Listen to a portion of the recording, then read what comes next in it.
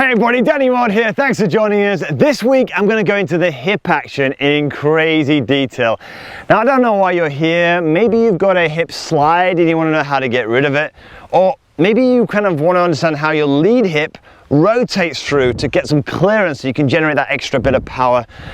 Or maybe you just want to understand how your hips work. How do they work in the backswing and the downswing? Well, we're going to cover all of this and more in this training. So let's get started.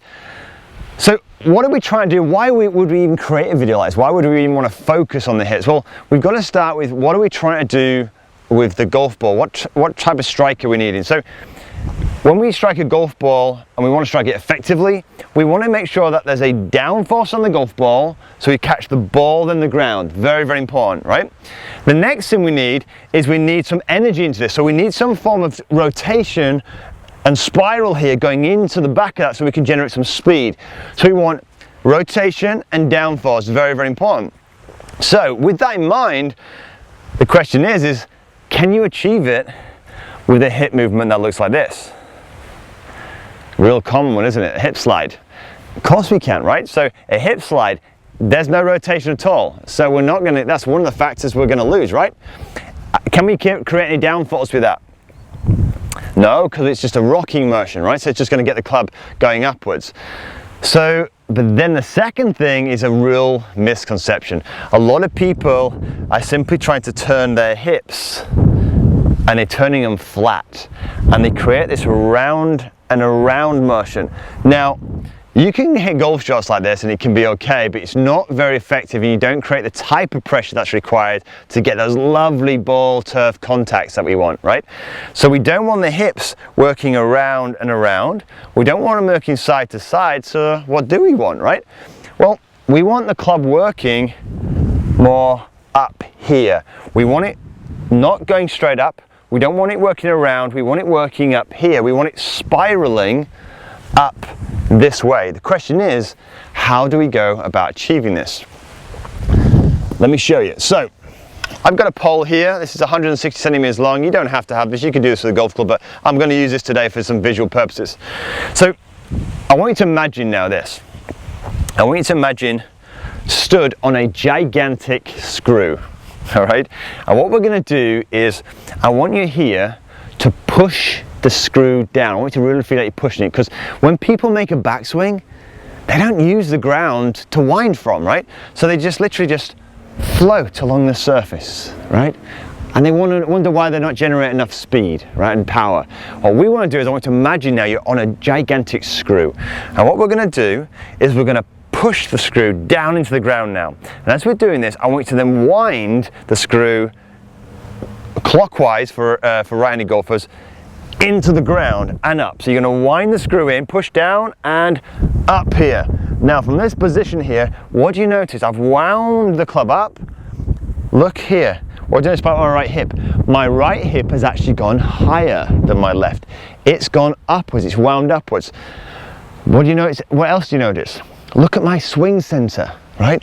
I'm still centered over the golf ball, right? These are big things, because what happens to a lot of players when they're trying to turn and when they're trying to transfer their weight, they often transfer by sliding. Or at best what they do, they turn their hips and they look like this, right? So they're turning off the golf ball a lot, right? Because they're just moving their hips side to side. We want to spiral up here. And as we do this, as we push down and turn that screw into the ground here, we wind it up here and I keep over the golf ball. But what happens next? What we're going to do now, as you've done that, what we're going to do is we're going to again push the screw further into the ground on the way down. We're going to push it further and twist it now anti-clockwise just a little bit, right? Now push it further in. Now at this stage here, we want to then very quickly then really unscrew it on the way through. And as we unscrew it on the way through, what do you notice about the hips now? They're doing the opposite. What they're doing now is they're spiraling upwards. Are they going around? Definitely not. Are they going this way? No, that leads to all kinds of shots. They've already gone sideways. Now what they're doing, they're turning and spiraling up here, up into this top corner. Really, really important. So let's go through that again really slowly. We're starting here. We've got the screw under our feet. We're pushing the screw down. We're going to twist that screw into the ground now as we go back And now what we're going to do is when we come back down, we're going to push it further into the ground.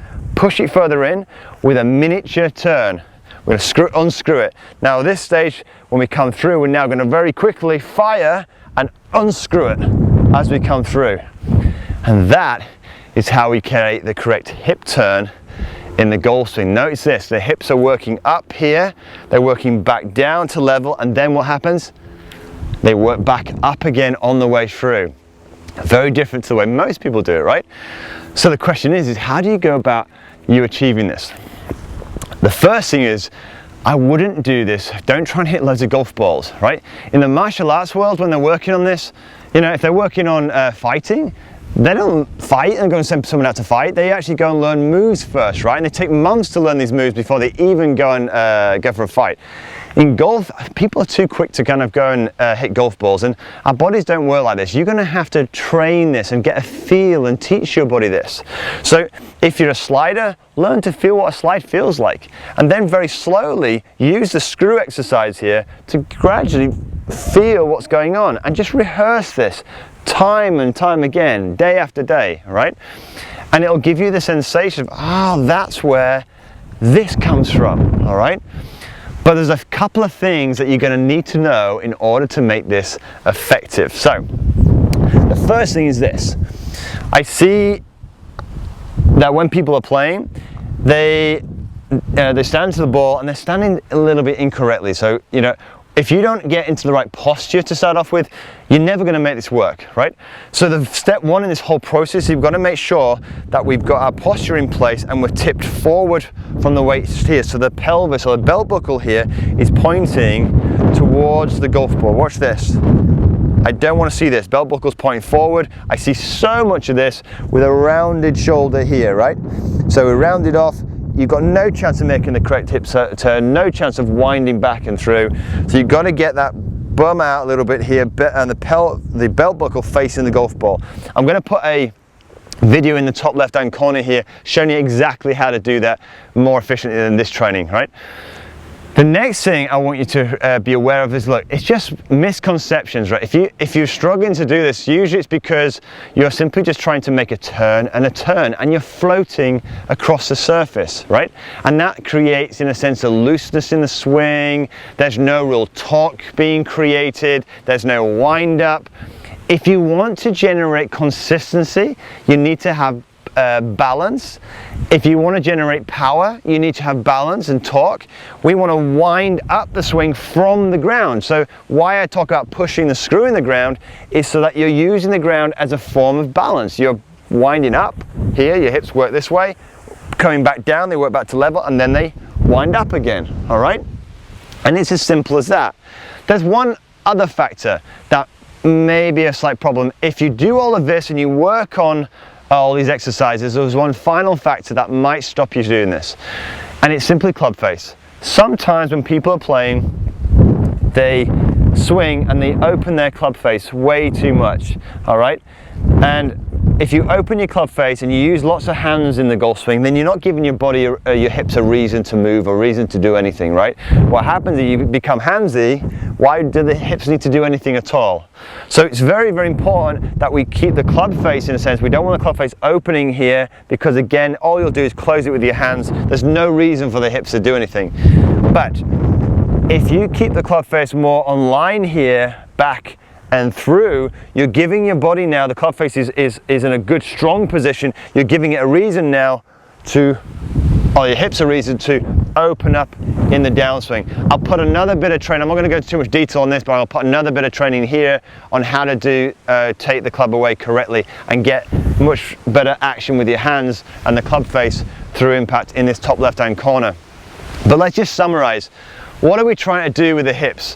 When we're swinging the hips, we clearly don't want to slide, right? We also don't want to be working the club around here. There's no energy and power, there's no pressure, right? We've said, look, there's two things that are needed. We want pressure on the ball and we want speed, we want rotational speed. How do we do this again? We're standing here. We're standing over a gigantic screw. What we're going to do here is this. We're going to push the screw into the ground now as we twist it into the ground and up. As we come down now, we're going to push the screw further into the ground, right? With a mini turn backwards now, anti-clockwise, back in. Now what we're going to do, we're going to twist the screw even more now as we're coming through impact. Very, very important. That is it. Do it slowly at first. Don't go and hit golf balls now. Just rehearse this. Rehearse this in a mirror, all right? Start slow, push down. It's not this. This looks similar. Even the hips are rising here slightly, and they're slightly rising on the way through, but we're not using the ground. The swing and the hips are built from the ground up, all right? Remember some important factors on how you do this and you achieve this. You've got to make sure you're in posture position. None of this will work if your belt buckle is facing this way and you're rounded off, right? We've got to work hard on posture. I put the video in the top left hand corner here on how to go about achieving that. And finally we said, look, club face.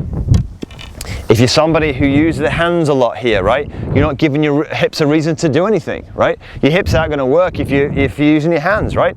We've got to keep this much more under control. Again, check the iCard here. There's a video on exactly how to do that. Look, I hope you really enjoyed this training. If you do, and you enjoy the content, please subscribe to the channel. And if you know anyone else who might enjoy this training or are struggling with the game, then please share it. It really, really helps. And of course, if you want to receive it in your inbox every week, then maybe head over to my website, DannyMaude.com, and I'll send you an email every week with weekly training. But until next week, have a great golfing week.